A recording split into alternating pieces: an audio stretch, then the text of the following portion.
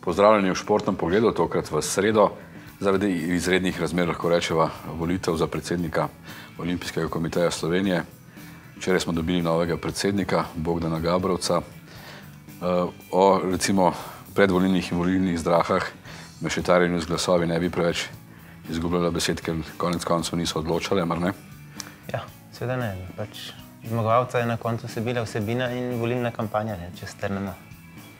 Uspešnejša, daljša, pač Bogdan je začel slabega pol leta prej kot tekmeca in očitno ima ni uspelo v teh zadnjih mesecih izničiti te začetne prednosti Bogdana v tej bitki. Čisto preprosto. Samo toliko o teh glasovnih mešetarjenih. Morda bi drugega kandidata pripeljale v drugi krog, v katerem sta bila Gabrovec in Janković. Bi se lahko potem razpletel kaj drugače? Misliš, da bi Andraž Vehovar lahko bil nevarnejši tekmec Gabrovcu? Nevarnejši bi bil vsekakor, isto bi pa, verjetno bi pa enako zgubil. Dobil bi verjetno malo več glasov. Volilna baza se v drugem krogu verjetno ne bi tako močno usmerila proti Ljubljani in razplet bi pa ostal enak, po mojem, da pač že če te volitve zdaj mogoče malo, če spremenimo temo ali pa če zaidemo na neko drugo področje, te volitve so bile samo preslikava volitev v svet Fundacije za šport, kjer so odločali dejansko isti delegati in so z voljenjem drugega že vnaprej pač določili, kdo bo zmagal. In to je bilo nemogoče premagati ne na džentelmenski način, ne na način pod mizo. Tega se skoraj ni dalo premagati, tega načina glasovanja. Je zato padel Zoran Janković tako prepričljivo? Moje, da je on padel pač, ker je preveč stavil na ljubljanske športe oziroma panožne zveze in enostavno so se vse druge zveze, če tako zelo pavšalno ocenimo, obrnile proti njemu oziroma proti Ljubljani. To je bilo tudi za pričakovati.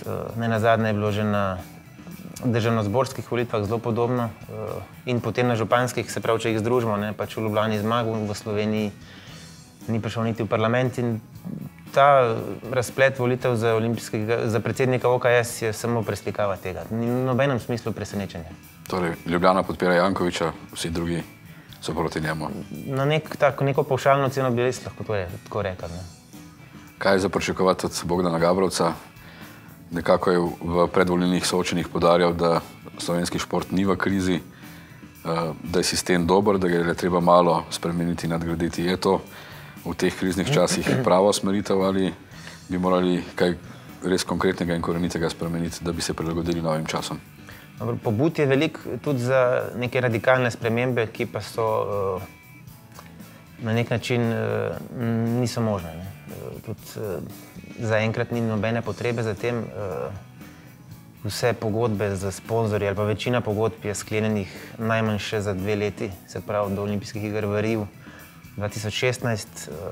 Številne pogodbe so še za 2 leti daljše, tako da tukaj nekih velikih pretresov ne vidim. Tudi ta struktura, ki je podprla Gabrovca, je v marsičem podobna, če ne bom rekel enaka, ampak zelo podobna tej, ki je že zdaj vlada v operativi OKS-a, tako da nekih velikih sprememb ne vidim. Je pa sam Gabrovc že poudaril, da bo pa dal večjo težo oziroma večji pomen panožnim športnim zvezam, da bi se počutile še bolj enakopraven ali pa nekako bolj trden član te družine in tudi del financiranja bo usmeril v to in pa v pomoč športnikom iz socialno ogroženih družin, govorimo o mladih talentih. Tako da neke spremembe verjetno bodo. Napovedal tudi nek prihod novih pokroviteljev iz tujine, predvsem verjetno prek povezav, vsaj posrednih z Mednarodno svetovno judo zvezo. In tako da neke spremembe bojo, v konceptu pa jih velikih ne pričakujem. Ker tudi Bogdan podpira in to kategorizacijo, nenazadnje je bil njen sopodpisnik, se pravi razvrstitev športnikov, ki delno omogoča sofinanciranje športnikov, tako da ne vidim nekih večjih sprememb. No, lahko rečeva, da je novi predsednik OKS močnejši doma kot zunaj, recimo, da bo bolj notranji minister kot zunanji. Je to v tem globalnem športu v redu? Nekako se mi zdi, da nima takega dosega, kot ga je imel odhajajoči predsednik Janez Kocjančič. Še enkrat, glede na to, da je 90, če ne 100% podjetij, pokroviteljev, podpornikov OKS-a iz Slovenije prihaja, to samo po sebi ne vidim večje težave. Verjetno je bilo v predvolilni kampanji to neka zanimiva tema, ne? Tudi on ni bil edini na tem, v tej kategoriji kandidatov, ne? Ki so jim očitali neko nepoznavanje v tujini in neznanje tujih jezikov in podobno, ne? Tako da tukaj neke večje težave ne vidim. Mogoče recimo podjetje, ki je najbolj v tuji lasti, ampak vendarle deluje tukaj, je SKB banka, pa je hkrati največji ali pa mogoče eden največjih podpornikov OKS-a, tako da zdaj samo to omejenost, če se malo radikalno izrazimo na to domačo sceno, ni po moje taka težava.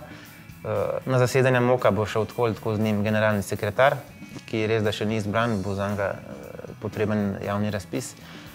Drugače pa tudi v samih službah OKS ogromno enih funkcij, ki temelijo na delu v tujini. In služba za mednarodne odnose in komisija za mednarodne odnose in član izvršnega odbora bodo nekateri zadolženi za te odnose. Mislim, da tukaj bo predvsem njegov podpredsednik Iztok Čop za te stvari.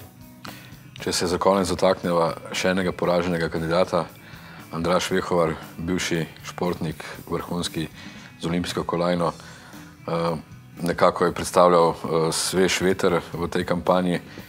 Zakaj je padel on in ali verjameš besedam nikoli več? To bo pokazal čas, ne?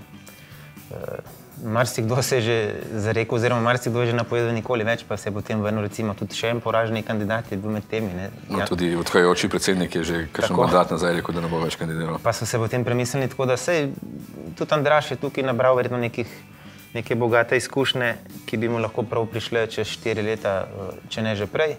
Tako da jaz ne vidim razloga, da bi v to zdaj slepo verjel, ampak dajmo spoštovati njegove besede. Če je rekel ne, ampak bomo videli. Tako da to je vse, kar lahko rečem. Vemo pa ne, čas bo pokazal, kaj bo. No, če malo predvideva za recimo 4 leta naprej, naslednjič morda bitka Čop, Vehovar. Tudi to je možno, ne?